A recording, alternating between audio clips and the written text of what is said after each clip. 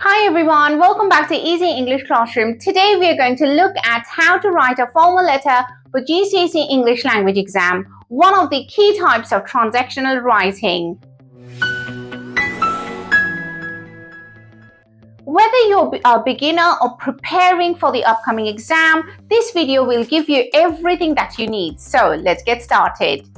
What is transactional writing? Transactional writing means writing for a purpose, like informing, persuading, complaining, or advising. A formal letter is one of the common formats that you will be asked to write in your exam. Features of a formal letter.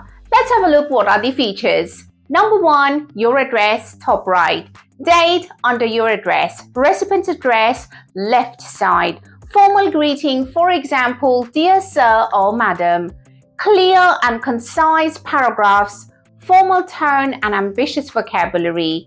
Try to use linguistic devices and structural features, for example, alliteration, simile, metaphor, rule of three, and rhetorical questions, and also varied sentence lengths.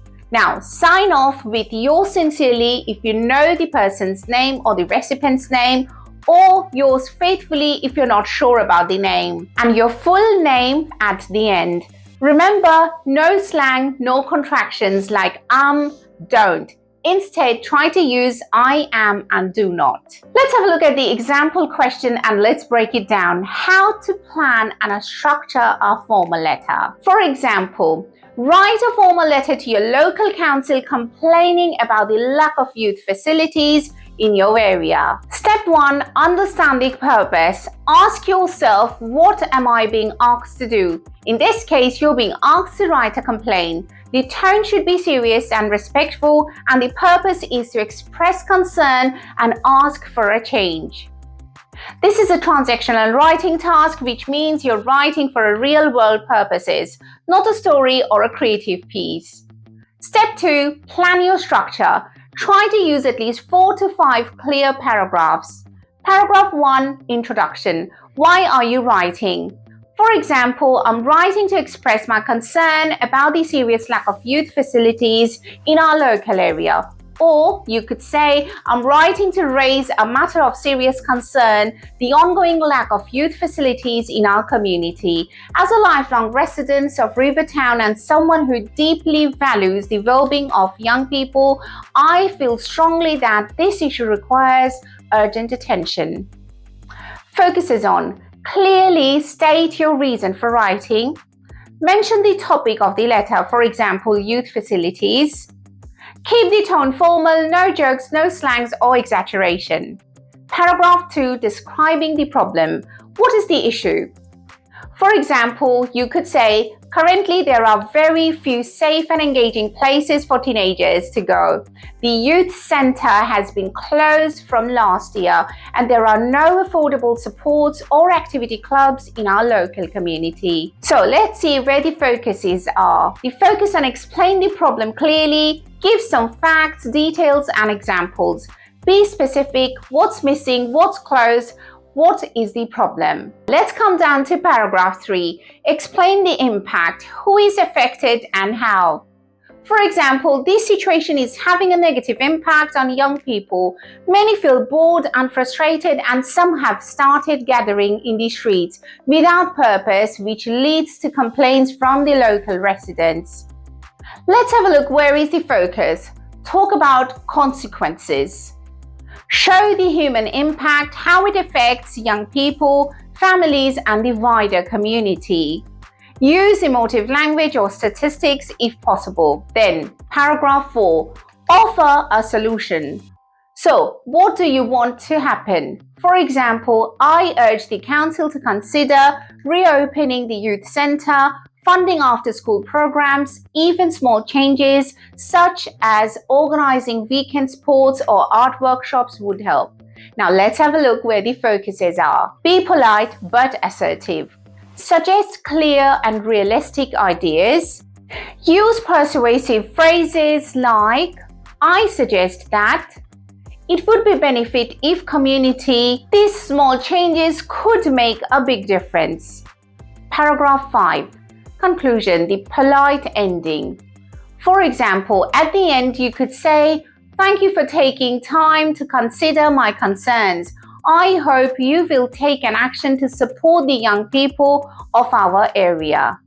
Let's have a look where the focuses are, or where the focus is. End respectfully, restate your main request or the concern, keep it brief and polite, and try to sign off your name at the end.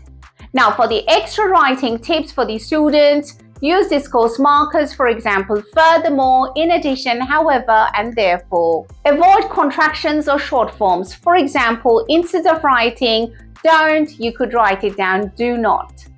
Use persuasive language like strongly, I strongly believe, urge, important, necessary, unacceptable.